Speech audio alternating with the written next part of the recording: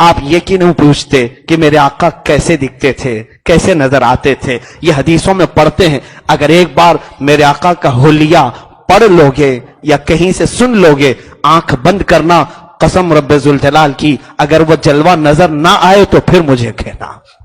اگر وہ جلوہ نظر نہ آئے، نظروں میں بساؤ اس چیز کو، تو پھر دیکھو کہ کیوں نہیں نظر آتے.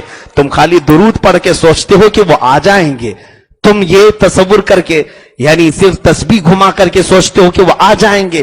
اپنے ذہن سے ساری تصویریں ہٹاؤ، اس ایک صورت پر نظر جماؤ، اس ایک صورت پر نظر جماؤ. ہم اپنی زبان سے نہیں، صحابہ سے پوچھ کر کے کہ وہ رسول دکھتے کیسے تھے. حضرت اویس قرنی نے حضور کو دیکھا نہیں تھا، اویس قرنی نے حضور کو دیکھا نہیں تھا، صرف صحابہ سے پوچھا ہی تھا وہ کیسے دکھتے ہیں، اور پھر روزانہ میرے آقا کی زیارت کرتے تھے، روزانہ حضور کی زیارت کرتے تھے، آنکھ بند کرتے تھے. صدیق اکبر نے کہا ہے حضور کے لبھائے مبارک گلاب کی پنکھڑیوں کی طرح ہیں. دونوں ابرو میرے آقا کے بڑے گھنے تھے اور تھوڑا سا ملے ہوئے تھے. پیشانی کافی اونچی تھی، آنکھیں بڑی بڑی تھیں اور بہت ہی کالی آنکھیں تھیں. رخسار اتنے بھرے ہوئے تھے دونوں گال حضور کے کہ کبھی غصے میں آ جائے تو انار کی سرخی اور کبھی مسکرائے تو گلابی رنگت. اور حضور صلی اللہ علیہ وسلم مسکراتے تھے تو کبھی 2 دانت نظر آئے، کبھی 4 دانت نظر آئے، اور دانتوں میں اتنی تیز روشنی کہ اندھیرا کمرہ بھی جگمگا اٹھے. حضور پاک صلی اللہ تعالی علیہ وسلم کی گردن مبارک اتنی صاف و شفاف کہ دیکھنے والے کہتے یہ پانی پیتے وقت بھی انہیں پانی نظر آ جائے. اور بال مبارک، اللہ اکبر، جس کو قرآن کہتا ہے واللیل اذا سجا، وہ بال حضور کے زلفیں یہاں سر سے نکلتی ہوئی کبھی کندھوں پر بل کھاتی تھی، کبھی کانوں کو بل کھاتی تھی. اعلیٰ حضرت نے کہا ہے کبھی یہ زلفیں چہرے پر آتی تو ایسا لگتا تھا کہ یہ دن کے اجالے پر رات چھا گئی ہے، یہ دن کے اجالے پر رات چھا گئی ہے، اتنی تیز کالی زلفیں. اور حضور صلی اللہ تعالی علیہ وسلم کا قد مبارک بہت لمبا بھی نہیں، بہت ناٹا بھی نہیں، لیکن اتنا ضرور تھا کہ سارے صحابہ میں جب بھی حضور کھڑے ہوتے سب سے زیادہ بلند میرے آقا نظر آتے تھے.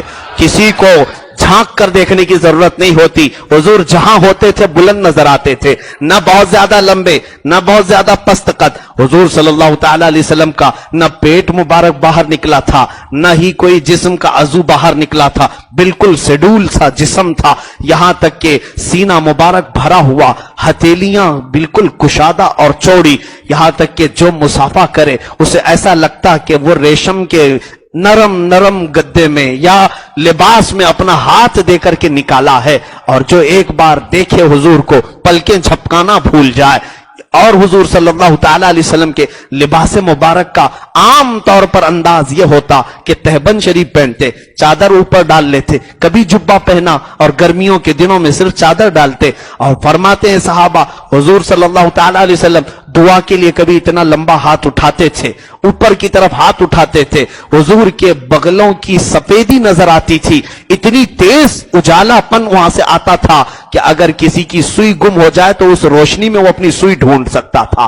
حضور صلی اللہ تعالی علیہ وسلم کے یہ بغلوں کی سفیدی تک نظر آتی تھی صحابہ کو. اور داڑھی مبارک اتنی گھنی تھی، اللہ اکبر، حضور صلی اللہ تعالی علیہ وسلم کی داڑھی مبارک بالکل شیڈول گھنی ہوئی. حضور کے بال مبارک نہ بہت زیادہ نرم جس کو سلکی کہتے ہیں، نہ بہت زیادہ گھنگریالو، بلکہ درمیان کے تھے، کچھ ہلکے سے گھنگرو اور بہت ہی نرم. ان بالوں کو دیکھ کر کے عرب کے تمام لوگ اش اش کرتے تھے کہ یہ دولہا نے پائی ہے رنگت کہاں سے. حضور صلی اللہ تعالی علیہ وسلم کے جسم مبارک کی یہ تھی. اور تلوے حضور کے قدم مبارک اتنے بھاری کہ جس پتھر پر رکھیں حضور وہاں پر نشان پڑ جائے. اور نہ ہی انگلیاں بہت زیادہ لمبی نہ ہی بہت زیادہ چھوٹی، بلکہ بہت ہی زیادہ ملائم اور ایک سائز کی. حضور صلی اللہ تعالی علیہ وسلم کی یہ تمام باتیں ہو گئی.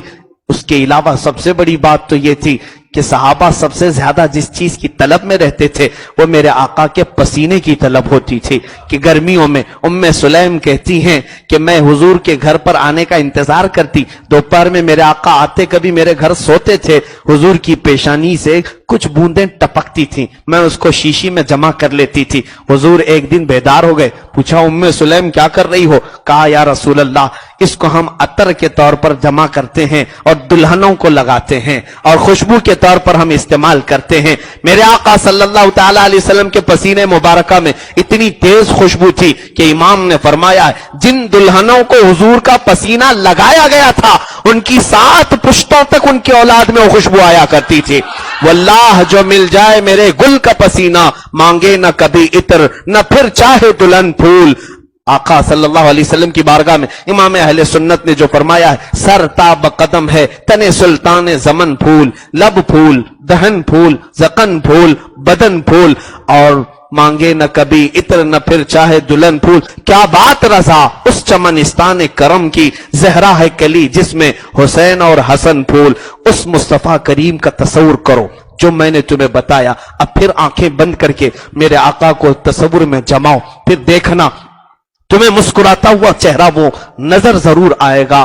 تم کو میں نے گلابی رنگت بھی بتائی، ان کے رخساروں کی سرخی بھی بتائی، ان کی پیشانی بھی بتایا، ان کے لبوں کی انداز بھی بتایا، ان کی داڑھی مبارک بھی بتایا، ان کا جبہ مبارک بھی بتایا، ان کا امامہ مبارک بھی بتایا، ان کے کان بھی بتائے، ان کی آنکھیں بھی بتائی، ان کے ہاتھ بھی بتائے۔ بس میرے عزیزو تصور یہ جماؤ، ظاہر سی بات ہے ہم کسی سے محبت کرتے ہیں، آنکھ بند کرتے ہیں، اس کے آنے کا انتظار کرتے ہیں، ہماری محبت ہمارے آنکھوں کے سامنے آ جاتی ہے۔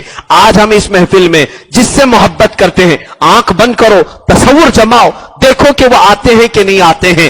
کہو اتنا میرے آقا آؤ کہ مدت ہوئی ہے تیری راہ میں اکھیاں بچھاتے بچھاتے، میرے آقا آؤ کہ مدت ہوئی ہے تیری راہ میں اکھیاں بچھاتے بچھاتے۔ سنا ہے آپ ہر عاشق کے گھر تشریف لاتے ہیں، میرے گھر میں بھی ہو جائے چراغاں یا رسول اللہ۔